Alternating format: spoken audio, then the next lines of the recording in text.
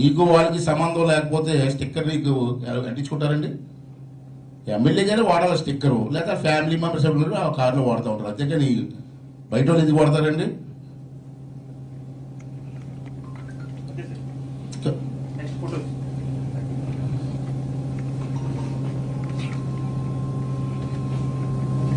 ఈ పక్కన ఉన్నటువంటి మంత్రి గారు వాళ్ళ అబ్బాయి ఆ రౌండ్ చేసిన వ్యక్తే A14 గ్రూప్ ఫోటో. మళ్ళీ అసలు ఎవరో తెలియదు అన్న మనిషివి గ్రూప్ ఫోటోలో ఇంట్లో కూర్చొని ఇంట్లోనే ఫోటో తీసుకొని మీ అబ్బాయి పక్కన నుంచి తీసుకున్నారంటే దీన్ని కాదంటారా మంత్రి గారు?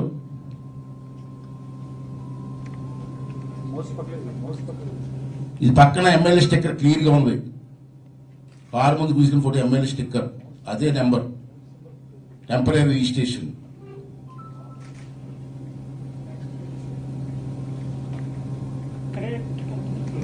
ఇది మంత్రి గారి ఇంటి ముందు కారు, ఇది మంత్రి గారి ఇల్లు. ఇందాక సైడ్ నుంచి చూశారు ఫుల్ సైజు. మంత్రి గారి ఇంటి ముందు కారు అది, అదే కారు అదే రిజిస్ట్రేషన్.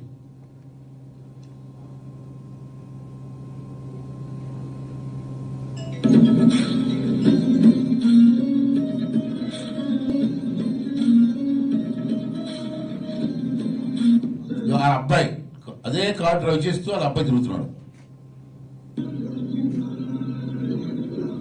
సేమ్ కారులో ఆ అబ్బాయి రోజు తిరుగుతున్నాడు అదే కారులో.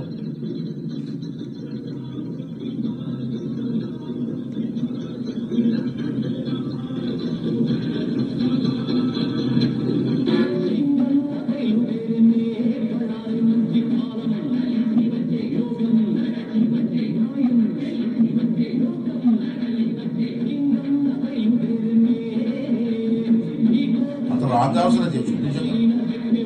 అదిగో కాన్వే, ఆ కారు వెనకాల కాన్వే. ఆ కారు ఒకటే కాదు, వెనకాల మరి కారులు కాన్వే.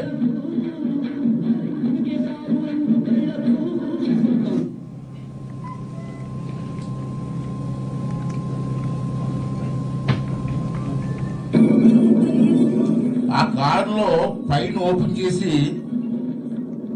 జనాల్లో చెయ్యి కూడా తిరుగుతున్నాడు కొనవాడు అదే కారు.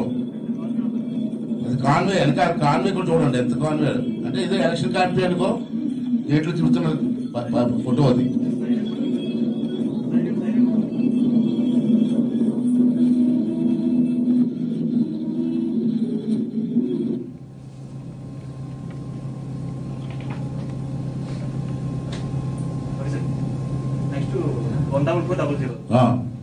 ఇదండి ఏది బండి నెంబర్ చెప్పండి.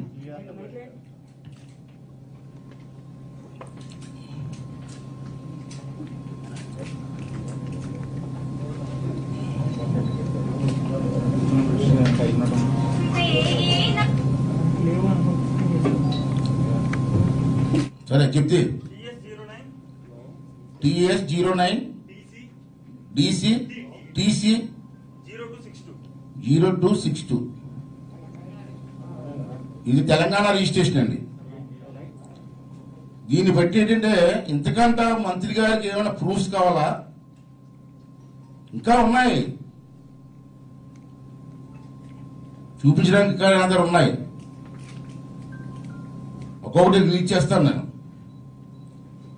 అంటే నేను మీరు అన్నారు, మీరు ఏమన్నా నిరూపించగలిగితే నేను రాజీనామా ఇస్తానని చెప్పి అతనే స్పీచ్లో చెప్పాడు.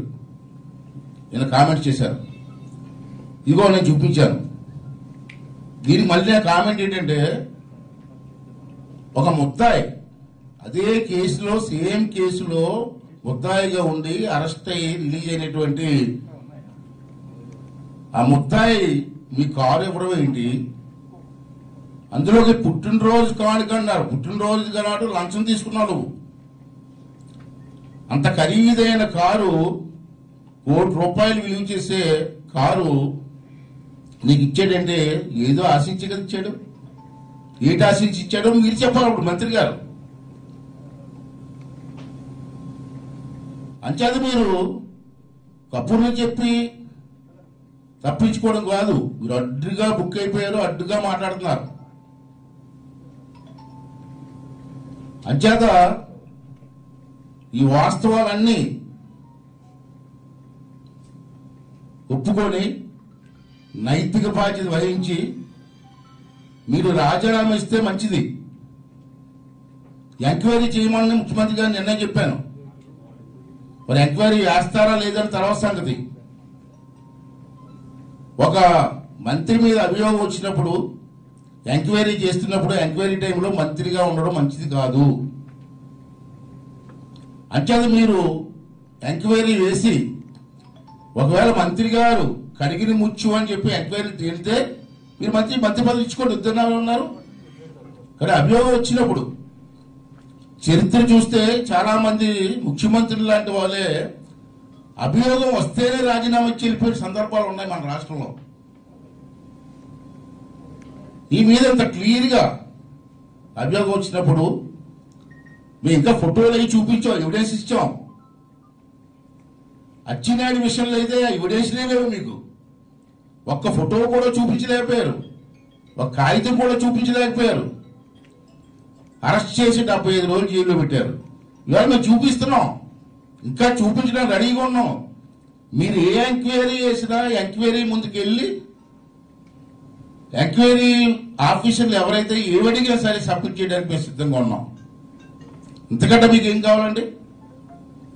ఇంకా మీ మంత్రిని కాపాడుకుంటూ వస్తారా ముఖ్యమంత్రి గారు? ఒకవైపు ఏమో ఉపన్యాసాలు ఇస్తున్నారు, ఆ ఉపన్యాసం కూడా మీరు వినాలి. ముఖ్యమంత్రి గారు ఉపన్యాసం, ఆ ఉపన్యాసం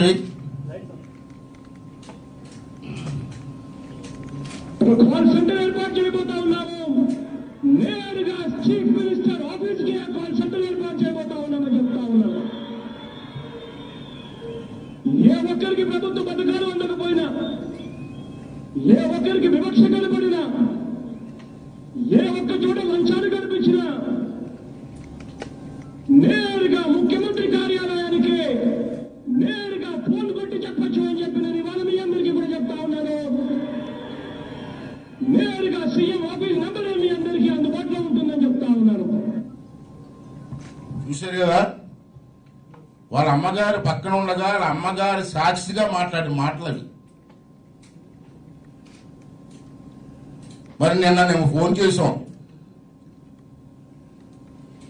వారు స్పీచ్లు ఏమన్నారంటే మీరు ఇమీడియట్ గా ఫోన్ చేసి చెప్పండి, యాక్షన్ తీసుకుంటామన్నారు. యాక్షన్ అంటే ఇమీడియట్ గా యాక్షన్ అయిపోతుందని నేను కూడా అనుకోను. అయితే టైం పడుతుంది, 10 రోజులు 20 రోజులు టైం పడుతుంది. నేను మంత్రిగా చేశాను కాబట్టి ఇమీడియట్ ఇప్పుడే చేశాను చెప్పే అంత మూర్ఖుని కాదు నేను. కానీ రిపోర్ట్ ఇచ్చిన తర్వాత 24 గంటల్లో మీ రిపోర్ట్ అందిందని చెప్పి మాకు మెసేజ్ రావాలి కదా. మీరు రిసీట్లు ఇస్తారు కాదానికి ఆఫీసులోకి వెళ్తే, ఒక అప్లికేషన్ ఇస్తే రిసీట్ ఇస్తారు కదా. నేను ఫోన్లో చెప్పాను కాబట్టి మెసేజ్ ఇవ్వాలి కదా నాకు.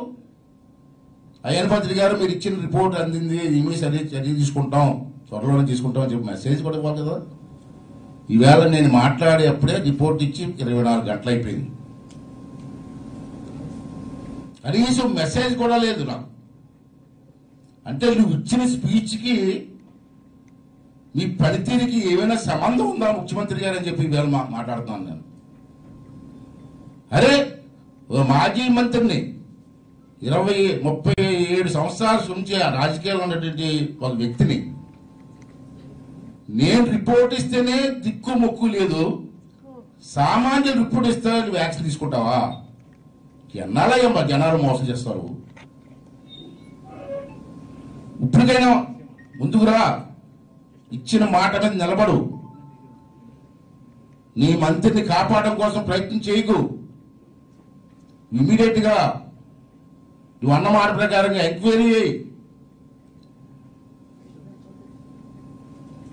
ఎంక్వైరీ చేసి చర్య తీసుకోమని మనం చేస్తాం. మరి అచ్చెన్నాయుడు గారిని ఏ ఎంక్వైరీ ఏ ఆధారం లేకుండా అరెస్ట్ చేసేవే? నీ మంత్రి విషయంలో నేను రాష్ట్రం అంతా అన్ని జిల్లాల్లోని అందరూ మాట్లాడి చర్చ జరిగేవి. మీరు ఎందుకు కనీసం స్పందించట్లేదు? కనీసం మాట్లాడలేదు. ప్రెస్ ముందుకు వచ్చి అజ్ఞాన పాత్ర చెప్పింది వాస్తవం కాదనో చెప్పాలా, లేకపోతే వాస్తవం అయితే ఎంక్వైరీ చేస్తారో చెప్పాలి కదా. ఎందుకు ముఖ్యమంత్రి స్థాయిలో మీరు మాట్లాడట్లేదు? నేను ఏ మంత్రి మీద మాట్లాడాను అప్పుడు వచ్చి నేను సార్ శ్రీకాకుళం జిల్లాలో మంత్రి గారు ఉన్నారు, వారి గురించి ఎప్పుడైనా నేను అవినీతి పరుడని చెప్పానా? చెప్పలేదే. పక్కనే బొత్స సత్యబాబు గారు ఉన్నారు విజయనగరం జిల్లాలో, ఎప్పుడో వోక్స్ వ్యాగన్ కారులో అవినీతి గురించి మాట్లాడని తప్పించి ఈ ప్రభుత్వం వచ్చిన తర్వాత ఎప్పుడైనా బొత్స సత్యనారాయణ గురించి అవినీతి పరుడని చెప్పి ఎప్పుడైనా మాట్లాడానా? మన జిల్లాలో ఉన్నారు అవంతి శ్రీనివాసరావు గారు ఉన్నారు, ఏదైనా అడ్మినిస్ట్రేషన్ కోసం మాట్లాడతాం తప్పించి ఎప్పుడైనా అవినీతి పరుడు అని చెప్పాను నేను ఎప్పుడన్నా? పక్కనే కన్నబాబు గారు ఉన్నారు మంత్రి గారు, అతని గురించి ఎప్పుడన్నా మేము అవినీతి పరుడు అని చెప్పామా? ఎందుకు చెప్తామండి? లేడిపోయిన అవినీతి గురించి ఎందుకు చెప్తామండి? ఉంటే చెప్తాం, కావాలని బురద జల్లే నైజం నాకు లేదు. అంటే నాకు కూడా క్రెడిబిలిటీ ఉంది. 1983 నుంచి ఇప్పటి వరకు రాజకీయాల్లో ఉన్నానంటే క్రెడిబిలిటీ మీద బతుకుతున్నాను నేను. ఆస్తిపాస్తుల మీద బతకలేదు నేను. నాకున్న గౌరవంతో, నాకున్న క్రెడిబిలిటీతో నేను ఈ రాజకీయాలు బతుకుతున్నాను నేను. అంచేత ఇష్టం వచ్చినట్టు నిందలు వేసి మనిషిని కాదు నేను. ఇవాళ నా దగ్గర ఆధారాలు ఉన్నాయని చెప్తున్నాను, అందుకే పబ్లిక్గా మాట్లాడుతున్నాను.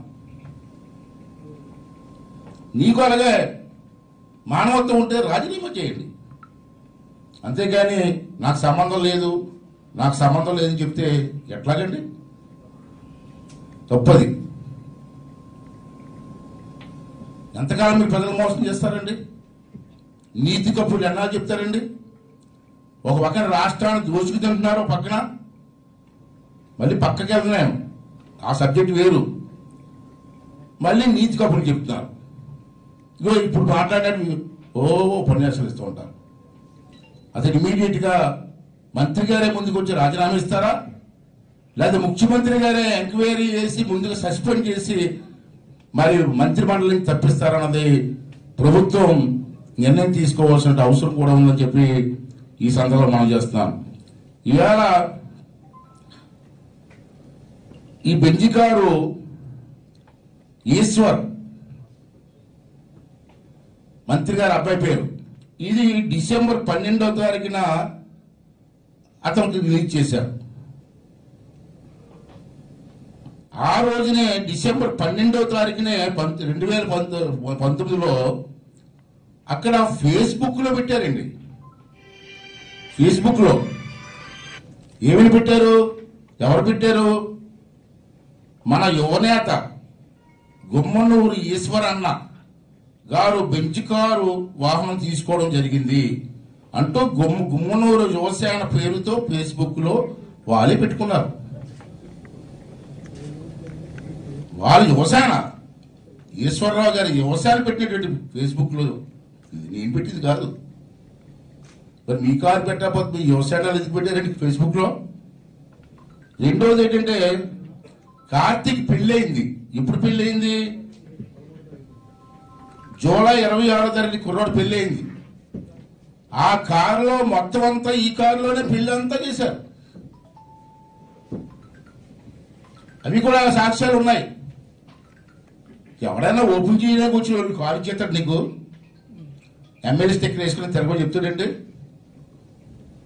ఇవన్నీ కూడా ఇంకా ఉన్నాయి, చెప్తాను నేను అవసరం వచ్చినప్పుడు. అంటే ఇమీడియట్గా స్పందించవలసిన, ముఖ్యమంత్రిగా స్పందించవలసిన అవసరం ఉందని చెప్పి మనం చేస్తున్నాను. ఇతను జూలై 26వ తారీఖు నుంచి కారు మొత్తం ఆడిట్లో ఉంటుంది. ఆ రోజు నుంచి ఈ రోజు వరకు ఉంటుంది. మరి నిన్న ఆ కారుకి నాకు సంబంధం లేదని చెప్పి మంత్రి గారు అన్నారు కాబట్టి ఇది పంపించి ఉంటారు. నేను మరొకసారి అభియోగం చేస్తున్నాను, ఈ A14 ఎవరైతే ఉన్నారో అతను మంత్రి గారి బినామీ. దీంట్లో మరొక అనుమానమే లేదు.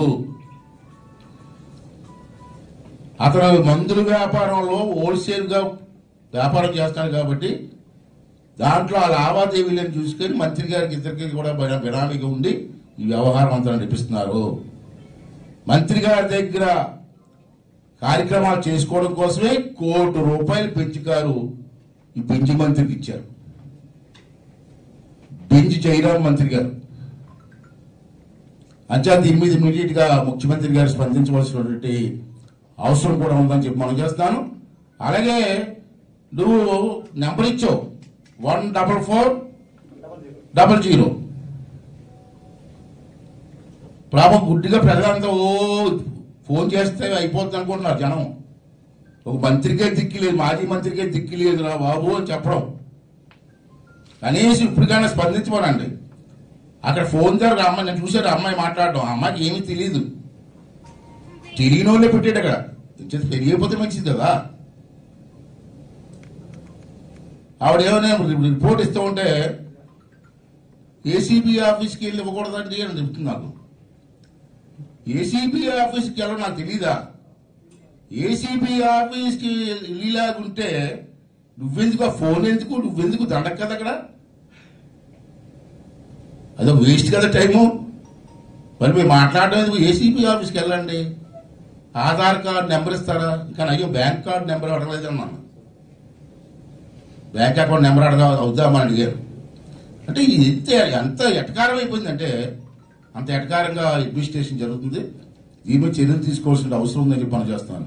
ఇంకొక మంత్రి గారు అన్నారు, ఏమన్నారు? A14 ఎవరో తెలియదు, ఆ కారు కూడా మాది కాదన్నాడు. అదే కారులో మంత్రి గారు తిరుగుతున్నారు, అదే కారులో మంత్రి గారు తిరుగుతున్నారు.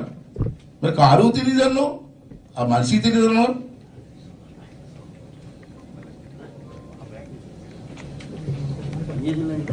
ఈ కనపడుతుంది చూసుకోండి, కొంచెం రాని ఫేస్ కనపడినాయి.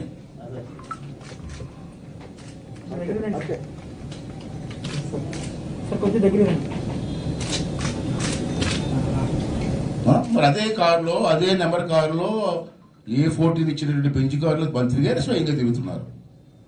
ఇంకా నాకు తెలియదు. లేదా అబ్బాయి ఇచ్చాడు అనుకోండి, బాబు ఇంత ఖరీదైన కారు ఎవరు ఇచ్చారా బాబు, కనీసం అడగాలి కదా. కారు ఎక్కి తిరిగేతావా? ఇదేంటంటే ప్రజల్ని మభ్య పెట్టడం కూడా ఎంత ఎటకారం మభ్య పెడుతున్నారో. అంటే ప్రజలంతా ఎరువులు అనుకుంటున్నారా, ఇది ఏమనుకున్నా తెలియదు. అంచేత నేను నా డిమాండ్ని గౌరవించి ముందుకెళ్ళవలసిన అవసరం ఉంది. రెండోది ఏంటంటే రాబోయే రోజుల్లో ఇంకా సాక్ష్యాలు చెప్తానని చెప్పాను, దానికి కూడా చిన్న ఇంటిస్తాను మీకు. ఇదే మంత్రి వాళ్ళ సొంత ప్రాంతంలో, సొంత గ్రామాల్లో ప్యాకెట్ క్లబ్లు రన్ చేస్తున్నారు. అది మీ ప్రెస్లో కూడా బ్రహ్మాండంగా వచ్చింది. ఆ క్లబ్బుల మీద ఒక లేడీ ఐపీఎస్ ఆఫీసర్ దాడి చేసింది. ఆ అమ్మాయిని బెదిరించారు కేసు పెట్టద్దని, కానీ బెదరకుండా కేసు పెట్టింది. ఆ దాడిలో 30 లక్షల రూపాయలు పోలీసులకు దొరికింది. నీ ప్రాంతంలో నీ తమ్ముడు ఆధ్వర్యంలో జరిగిన మాట వాస్తవం కాదని చెప్పి అడుగుతున్నాను నేను. అది నీ క్యారెక్టర్. ఇంకా రాబోయే రోజుల్లో చెప్తాను కదా, నీ భూ కుంభకోణం ఒకటి దొరికింది నాకు. కర్నూలు జిల్లాలో నువ్వు చేసిన భూ కుంభకోణం నాకు దొరికింది. రేపు ముఖ్యమంత్రి గారు కానీ నీ మీద ఎంక్వైరీ చేస్తే ఆ భూ కుంభకోణం వివరాలు కూడా నేను ఎంక్వైరీలో ఇస్తాను. ఇంకో అభియోగం చేస్తాను. Gali Janardhan Reddy, king of mafia, మీ అందరికి తెలిసి విషయం, మహా పెద్ద వ్యక్తి. అతనికి కూడా ఈ మంత్రి